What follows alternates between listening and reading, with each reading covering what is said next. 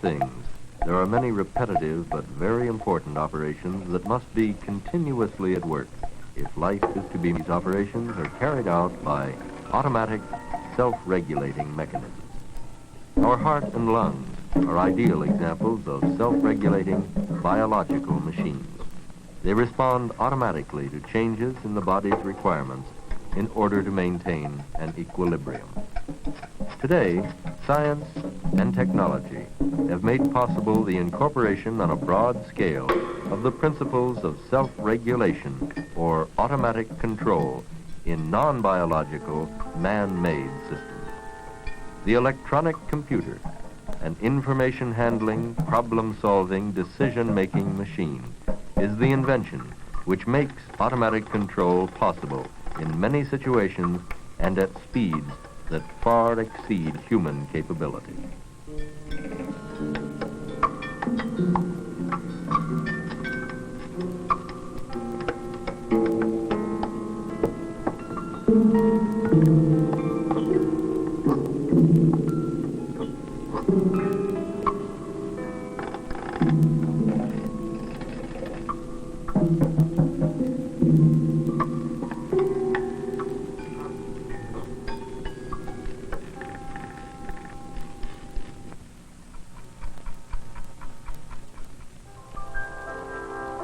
Good morning, everybody. It's that time again, 7 o'clock. In case you haven't looked out the window, it's raining. The temperature's in the low 60s. The weatherman says there'll be showers. So many of the actions in our daily lives depend upon mechanisms which automatically carry out the purposes we have built into them. Even these commonplace objects can be said to act on the basis of information and to make simple decisions like off or on, stop or go, up or down.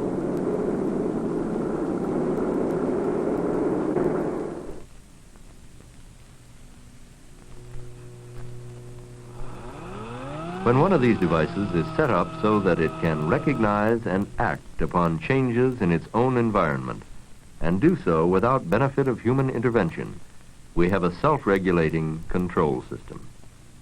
An ordinary thermostat is an excellent primitive example of such a system. Once it has been instructed to maintain a certain temperature, it will regulate the amount of fuel to the heating unit in direct proportion to changes in the temperature of the room. The situation is best described by the word interdependence. The thermostat reading depends upon the temperature in the room, the temperature depends upon the heating unit depends upon the thermostat. Engineers call this a closed-loop control system. Such a control system should not be confused with mechanization in terms of an amplification of energy or muscle power. We have had mechanical means of performing tasks for a long time. They represent extensions of our muscle power. Automatic control, on the other hand, represents essentially an extension of our nervous system and of our problem-solving or decision-making ability. Control is concerned with the information rather than the energy in a system. And within the past 20 years, the development of information machines or electronic computers has made possible the application of the principles of automatic control to an ever-increasing range of industrial, governmental, and general business tasks. One of the earliest non-scientific uses of the digital or numbered computer was in the recording, storing, and processing of vast quantities of numerical data, such as that handled by the Social Security Administration. In this room are the permanent records of over 130 million applications for a Social Security account. It is here that the card you signed when you first applied for a Social Security card is filed. Within each year, the forms from over 26 million employer and self-employment reports are received. To store this vast quantity of information in its original form, year after year, would require as many warehouses as there are in many a city.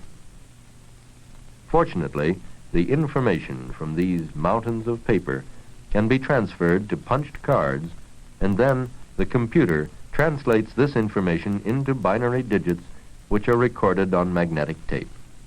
Up to 100,000 records can be stored on a single reel of magnetic tape.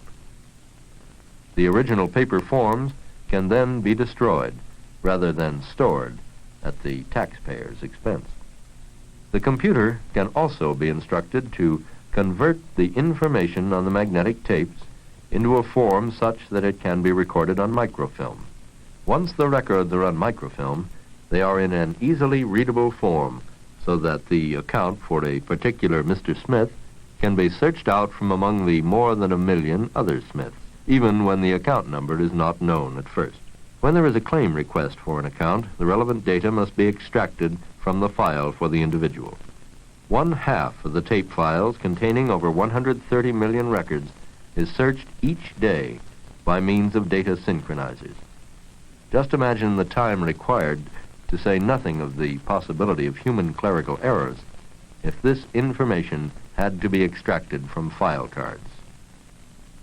An important adjunct to this incredible electronic data processing system is the communication of information from machine to machine within the network of Social Security offices in the United States.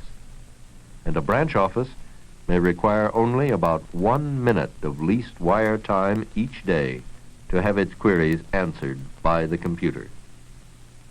This data processing system illustrates a surprising fact of modern life. The fact that many of the record-keeping tasks we take so much for granted would be impossible without the most versatile of man's inventions, the electronic computer and modern data processing systems. And in the modern business operation, the computer makes the same kind of record-keeping accuracy, speed, and economy possible. This is a data processing system set up to compute utility bills.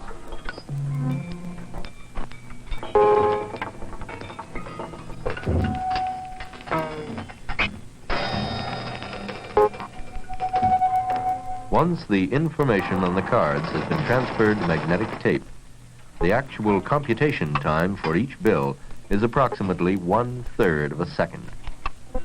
And this printer types out the bills to be mailed to customers at a speed of 85 per minute.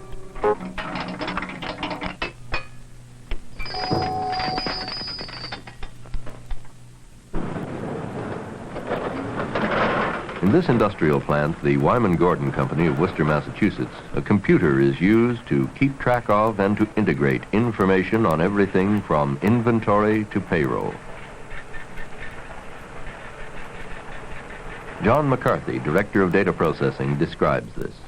Here at Wyman Gordon Company, a medium-sized company in heavy industry, dealing primarily with the production of space-age forgings, we find this computer an invaluable tool in gathering, assembling, and disseminating the pertinent facts of our business. We find that in an operation of this type, there is no one job that is large enough within itself to require or to substantiate the use of a computer on its own. It is with this thought in mind, then, that we viewed our operations on a total systems concept, trying with every effort to integrate all of the functions of our operation. A sales order, for instance, having been introduced into the system, we must find the answers to several pertinent questions. Is stock available? If stock is not available, what is our procurement lead time? Are tools available to produce this part? What is the current status of our shop load? Do we have openings, space in our equipment facilities so that this product may be manufactured within the customer's required due date? So on down the line, we must maintain in our central processing unit an exact, up-to-date status of our vital business statistics. Job cards, our feedback from the shop, and estimate cards, our yardstick by which we measure our performance, are types of feedback which affect all of the pertinent data of our manufacturing operation. Now, job tickets emanate out in the shop where the activity or the work is being performed. The worker notifies the central timekeeping department as to the number of men working on this operation, the time we started on this operation. What is the name of this operation? What machine are we using? And how many pieces are we working on? This information is gathered in central timekeeping and forwarded to this data processing center, whereby this information is introduced into punched cards and processed so that we can get a comparison of estimated costs versus actual costs, and so that we can be in a better position to price our product based on actual experience. And in our particular operation, we are dealing with a 2,200-man payroll that includes both incentive wages and day work wages. On this computer, we are assembling, computing, and writing payroll checks for these 2,200 men in approximately 40 minutes. If we were to compare this to the old-fashioned manual method of producing the same result, we could probably use terms of hundreds of hours in describing the differences in times. To draw some conclusions from our experiences with this type of equipment, and our experience has only been since December of 1960. Incidentally, this was the first computer of its type installed in industry in the country. We might say that computers are not going to be installed in the future and are not being installed now for the prime purpose of reducing fixed clerical costs, but rather they are being installed so that they can provide their managements a factual, precise, timely picture of our company operations so that remedies or decisions can be made in a prompt basis. Therefore, our objective here is not necessarily to reduce these costs, but to increase our profit picture by other means, by reducing our inventory, by shortening our manufacturing cycle, and various other pertinent areas that prior to the advent of a computer were perhaps not practical to analyze, and they were seldom attempted.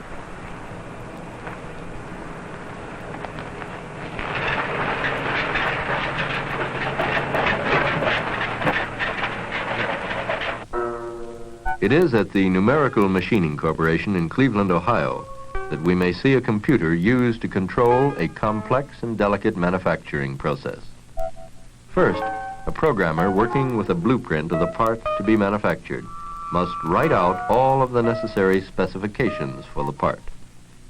Once this analysis has been completed, a key punch operator will take the programmer's handwritten manuscript and translate it into punched cards.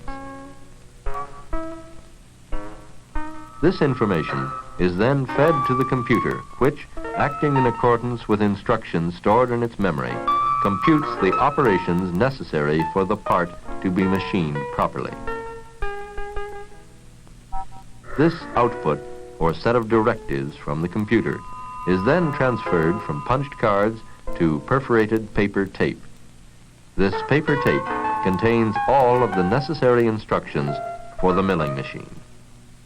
Next, the paper tape is loaded on the machine tool director, the device which controls the automatic milling process in conformity with the instructions prepared by the computer. Once the start button is pushed, the machine, following the instructions on the paper tape, begins by selecting the proper tool from the huge machine tool wheel.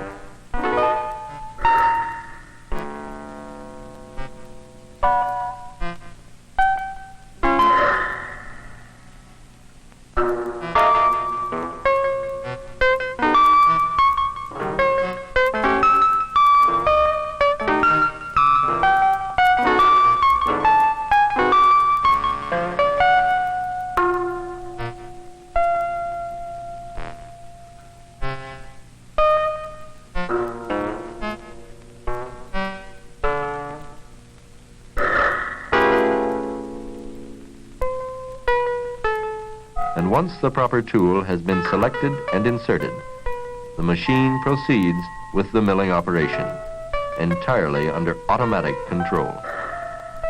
Use of a computer in this numerically controlled machining system makes possible substantial saving in the preparation time for actual machining and assures the greatest precision and accuracy through the elimination of possible human error. It is in the petroleum industry that the principles of automatic control have received their widest industrial application. In this Standard Oil refinery at El Segundo, California, a computer control system can be used to achieve continuous and automatic process control.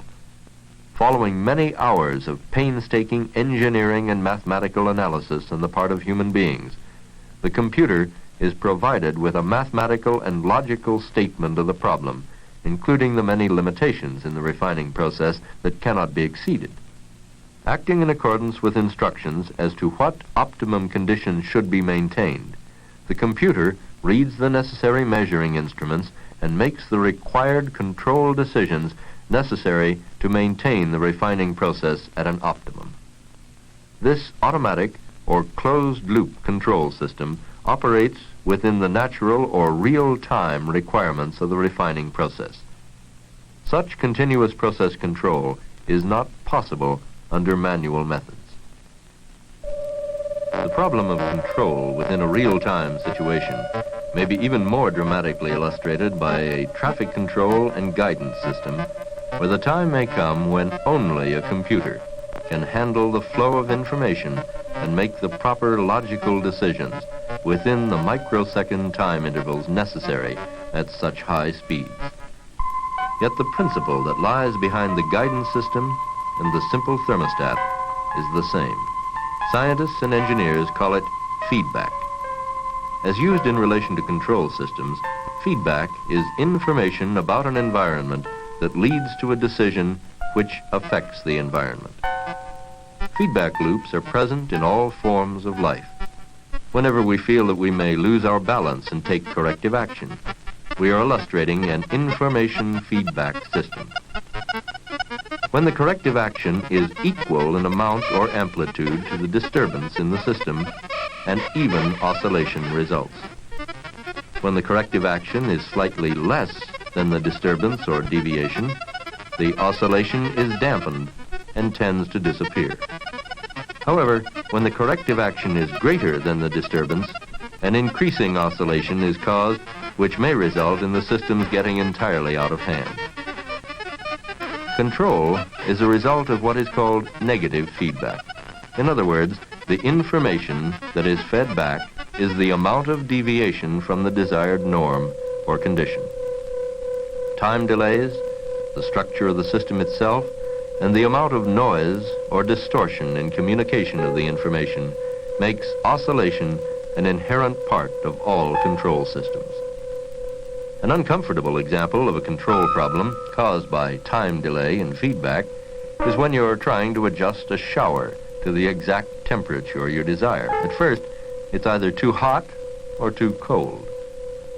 And it usually takes a while for you to reduce the oscillations in the system. But regardless of whether the problem is one of adjusting the temperature of a shower or making the decisions which control a giant industrial complex, the basic relationship of interdependence and the circular flow of information leading to decision, leading to action, leading to new information, and so on, is the same. Although the use of computers in information processing and in automatic control systems in industry is fairly well known, the use of computers to assist managers in making decisions is a relatively new field. One term that is applied to studies of business operations is industrial dynamics.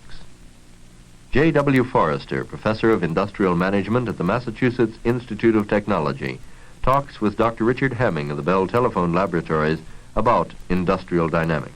The industrial system, the economic system, is a great deal more complicated than the kinds of systems we're accustomed to designing in aircraft, in missiles, in industrial control systems. These have grown up empirically. We've found out how to act within such systems, but we don't understand what really causes the way in which they behave. Some companies are very successful. Some are unsuccessful. Some of our great industries are very unstable. They have fluctuating employment levels. They have unstable prices. They have unstable production rates. And these have, in the past, to a considerable extent, been blamed on the outside, on the market, on other people. It's only now that we're beginning to realize that these difficulties are very largely a natural result of the policies and practices within these organizations. Well, business has been important to us for a very long while. Why is it just now that we are beginning to study the subject instead of 50 or 100 years ago? Well, bear in mind that I've already said that a company is a very complicated organism, very complicated organization. The things we needed to know, the tools we needed to have just now become available. I think there are 4 of these that should be singled out as important. First of all, and most important, is the understanding that has been generated in the last 20 years, the understanding of information feedback systems, sometimes called servo mechanisms, the behavior of systems in which the information that one has leads to a decision that leads to action that is expected to affect the state of affairs, to affect the information on which the decisions are made. A circular flow of information, decisions, actions, new information. These systems have growth characteristics and stability characteristics that you cannot understand by looking at the parts separately. They depend on the way the parts are put together. Secondly, a great deal has been learned in the last 10 years about the process of decision making in connection with the work that has been done on military systems, the understanding of the nature of military tactics. This is transferable into an understanding of the decision-making process in general, understanding of the forces and the pressures within industry that lead to certain kinds of actions. Third, in the last 10 to 20 years, there has grown up an awareness of the importance of models of complicated systems. These systems are too complex to analyze purely mathematically. One must build a model and see how this model behaves. And from this model, one can draw conclusions about the character of the actual system. And fourth, connected with the third point, models, digital computers have become available, which serve to perform the vast amount of computation that one must be able to carry out if he is to use these mathematical models of complicated systems. So we have 4 foundations, all of them essential, which have all developed within the last 20 years, and some of them even within the last 5. Although there is full acceptance of the scientific approach in product design and research, we have lagged behind in applying the scientific method to problems of management. Traditionally, we tend to think of business management as an art rather than a science. We asked Professor George Danzig of the University of California School of Industrial Engineering for his comments regarding the application of the scientific method to business operations. It is not only the application of the scientific method, but actually the evolving of a new science to take care of these decision-making problems. Now, when you speak of decision-making, do you mean to imply decision-making by machine? Well, when I say decision-making, of course I mean the kinds of decisions that people have been making since the beginning of time.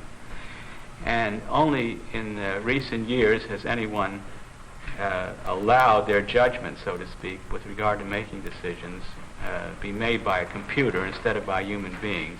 The general belief is that decision-making is such a complicated art that no machine can do it.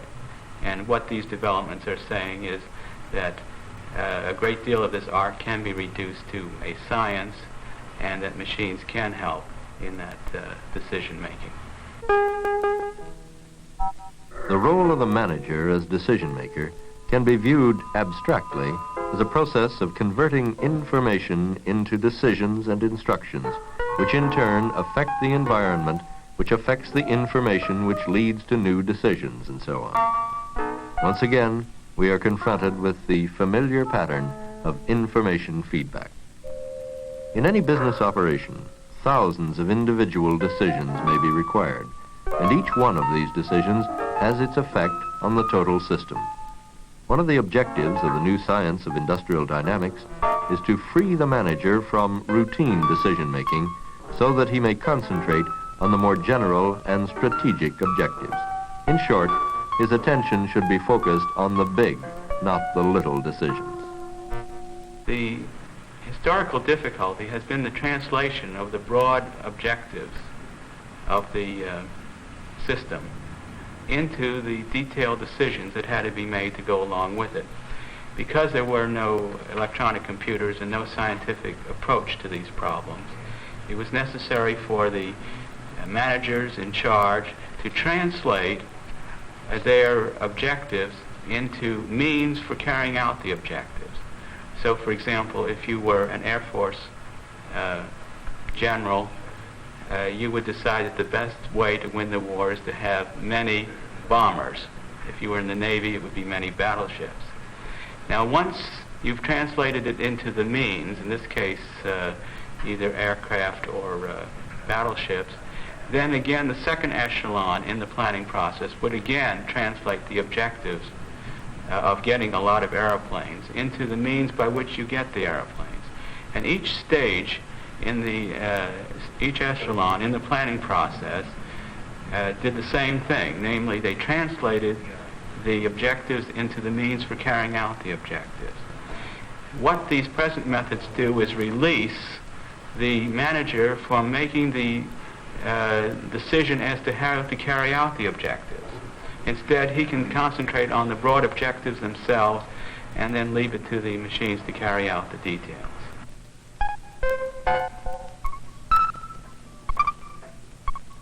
Make no mistake about who is in control of the control revolution.